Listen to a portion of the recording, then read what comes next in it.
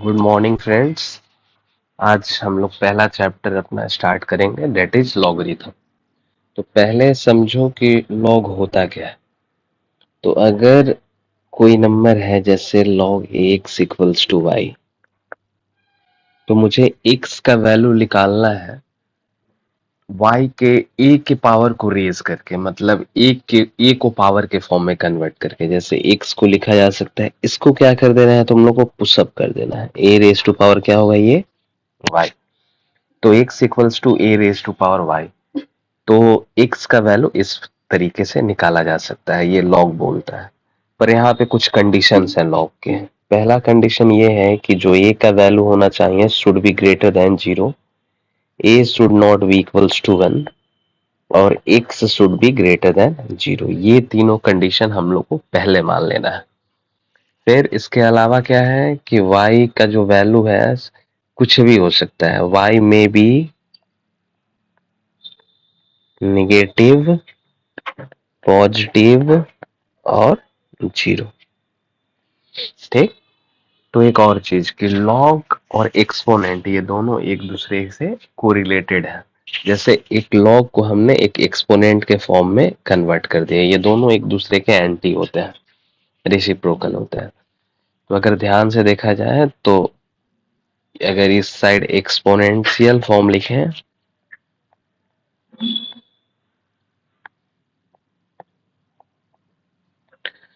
और इस side logarithmic form,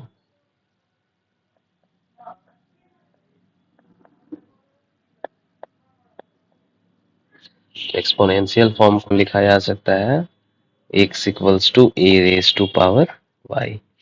यहाँ पता है सबको कि a जो होता है वो होता है बेस, y जो होता है वो होता है एक्सपोनेंट, और इस side y equals to log a x लिखा जाता है। ये log को रिप्रेजेंट करने का तरीका है। यहाँ पे a जो है वो बेस है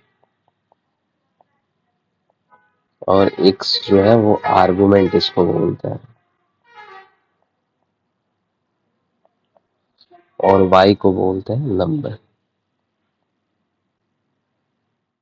अब इसमें अगला प्रॉपर्टी है प्रॉपर्टीज ऑफ लॉगरिथम।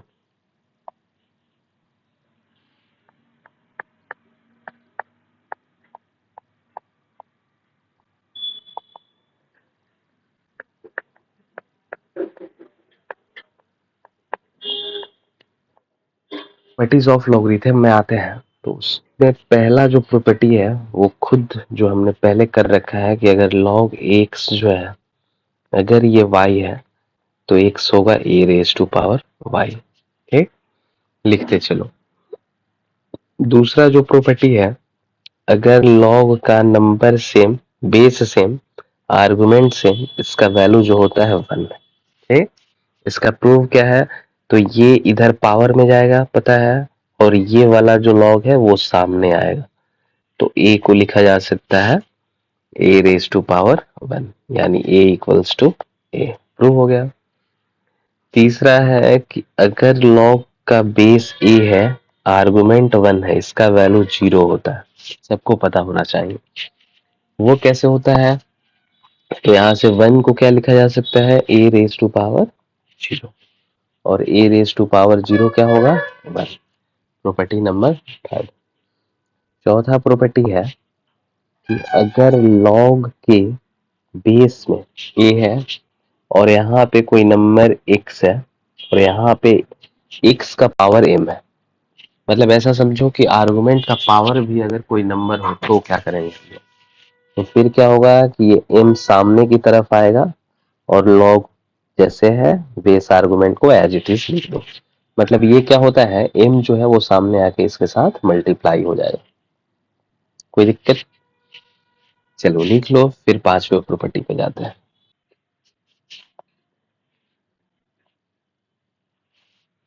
पांचवा प्रॉपर्टी कुछ ऐसा है कि अगर log के बेस में कोई पावर हो a raise to power m, और यहाँ पे सोचो कि x हो, ठीक, तो फिर क्या होगा, तो ये होगा m जो आके वो क्या करता है, इस बार चूंकि बेस का पावर है तो आर्गुमेंट का पावर सामने आके मल्टीप्लाई हो रहा था, तो बेस का पावर सामने आके डिवाइड होगा। तो 1/m a log of a x लिखा जा सकता है इसको, कोई दिक्कत।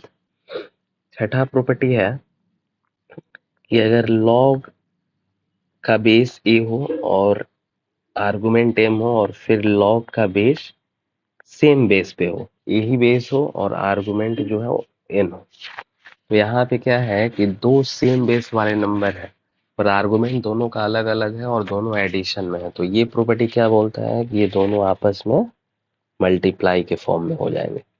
तो m इंटू n इसको लिखा जा सकता है। ठीक। सातवां प्रॉपर्टी क्या है कि अगर log हो a raise to power m minus of log a raise to power n, इस बार सब्ट्रैक्शन में हो पर अभी भी बेस क्या है, दोनों का सेम है। तो यहाँ पे क्या होगा, log a m divided by n, ये m बाई n और mn ये दोनों अभी भी आर्गुमेंट है, log के जस्ट सामने है, किसी पावर के फॉर्म में नहीं है। फिर आठवां प्रॉपर्टी, अगर किसी नंबर का पावर जैसे a का पावर में log हो, log b और यहाँ पे कुछ c हो, मतलब इस बार क्या है कि a के पावर में पूरा log है और बेस है b और आर्गुमेंट है c। तो ये प्रॉपर्टी क्या बोलता है, इसको बेस एक्सचेंज प्रॉपर्टी भी बोलते हैं। ये आपस में c और a आपस में एक्सचेंज हो जाता है, मतलब इसको ऐसे लिखा जा सकता है c log ऑफ b और a, कोई दिक्कत। फिर नौवां प्रॉपर्टी क्या है कि अगर कोई नंबर log के फॉर्म में हो और यहाँ पे बेस है a और आर्गुमेंट है b, और कोई नंबर जिससे ये डिवाइड हो रहा हो वो भी log के फॉर्म में हो, बेस है a आर्गुमेंट है c। तो ये प्रॉपर्टी क्या बोलता है कि जो c है ये डिवाइड होगा, तो दोनों लोग जब डिवाइड होंगे तो ये c इसके बेस में चला जाता है, मतलब इसको हम लोग ऐसे लिख सकते हैं log c और b, कोई दिक्कत। ऐसे हम लोग सारे प्रॉपर्टी करते हैं। और आखिरी प्रॉपर्टी ये है जो कि आप लोग को याद रखना है कि अगर कोई रेसिप्रोकल है, जैसे 1/, कोई log है और ये bc के फॉर्म में है, तो यहाँ पे क्या है, बेस सेम है, बेस b है और नंबर क्या है, आर्गुमेंट क्या है, c है। बेस क्या है, b है, आर्गुमेंट क्या है, c है। तो इसको क्या होता है कि ये इसका रेसिप्रोकल कुछ इस फॉर्म में हो जाता है, मतलब ये दोनों आपस में इंटरचेंज हो जाएंगे, बेस और आर्गुमेंट। कोई दिक्कत किसी को? चलो लिख लो, फिर आगे का देखते हैं।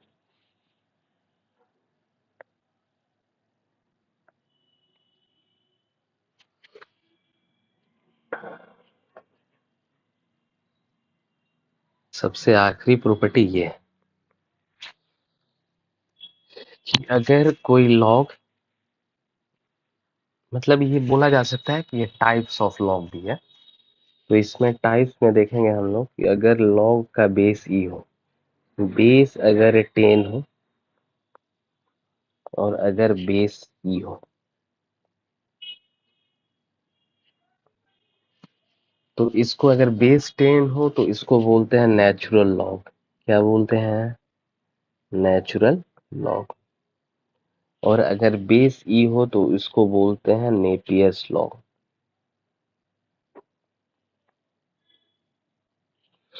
तो कुछ ऐसे समझो कि अगर लॉग जो है कोई नंबर है, जैसे log x है और ये y के इक्वल है, तो अगर जब तक से वो दिया नहीं हो, बेस यहाँ पे कुछ नहीं दिया हुआ है, तो हम लोग बेस हमेशा क्या कंसिडर करके चलेंगे, 10। हमेशा बेस क्या कंसिडर करेंगे, 10। मतलब इसको ऐसे भी लिखा जा सकता है y equals to log of x। समझो कि ये 10 जो है वो साइलेंट है। ठीक, इधर आ जाओ नेपियर्स लॉग में।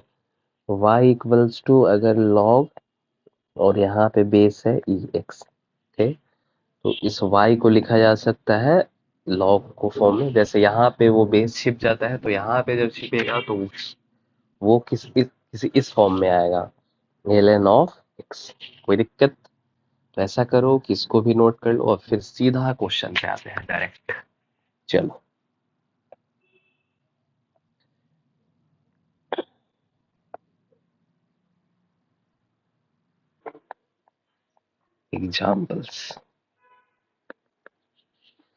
एग्जाम्पल्स में सबसे स्टार्टिंग से एग्जाम्पल किया जाए प्रॉपर्टी नंबर 1 से। प्रॉपर्टी 1 कुछ ऐसा था कि अगर log x equals to y है तो x का value a raise to power y। कोई दिक्कत? चल, तो एग्जाम्पल इस पे क्या क्या हो सकता है। पहला जो है वो अगर log 2x का वैल्यू 3 है तो पूछेगा तुमसे फाइंड x। तो इस x का वैल्यू कैसे निकालेंगे हम लोग? तो x इक्वल्स टू हो जाएगा 2 रेज टू पावर 3, और 2 रेज टू पावर 3 क्या होगा? वो इक्वल्स टू होगा 8 के। सबको पता है? चलो दूसरा क्वेश्चन लिखो। अगर log of x square, x है, सिंपली एक्स है, और यहाँ पे है 2x प्लस ऑफ 3, और ये है 2, तो निकालना है find possible values of x. Possible value of x निकालना है। चलो इसको मिटा दिया जाए, पिछले वाले क्वेश्चन को।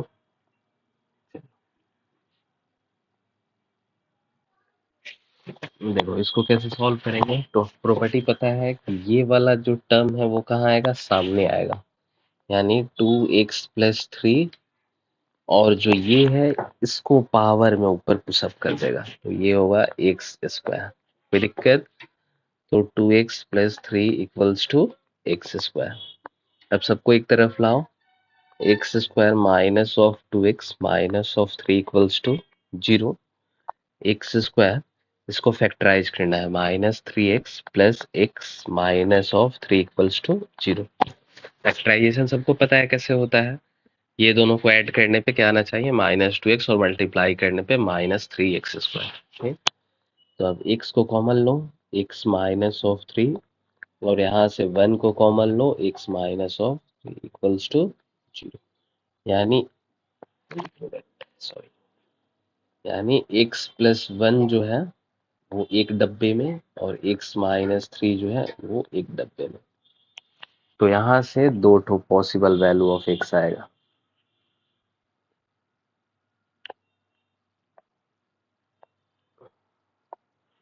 यहाँ से x का दो पॉसिबल वैल्यू आएगा। इसका मतलब क्या आएगा? दो नंबर का मल्टीप्लीकेशन 0।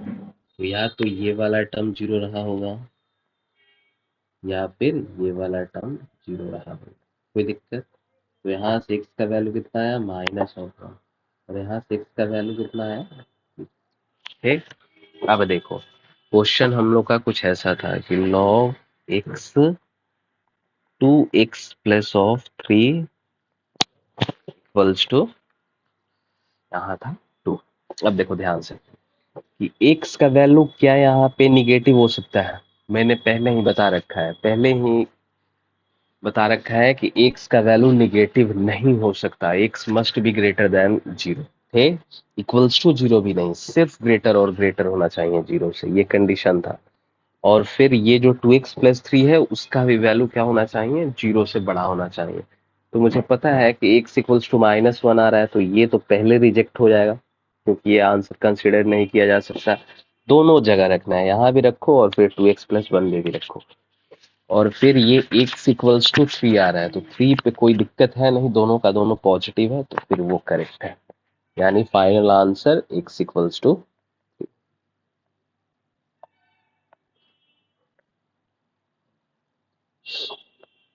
चलो ठीक है, तो हम लोग आगे की वीडियो में आगे की क्लास कंटिन्यू करेंगे। ठीक है, चलो।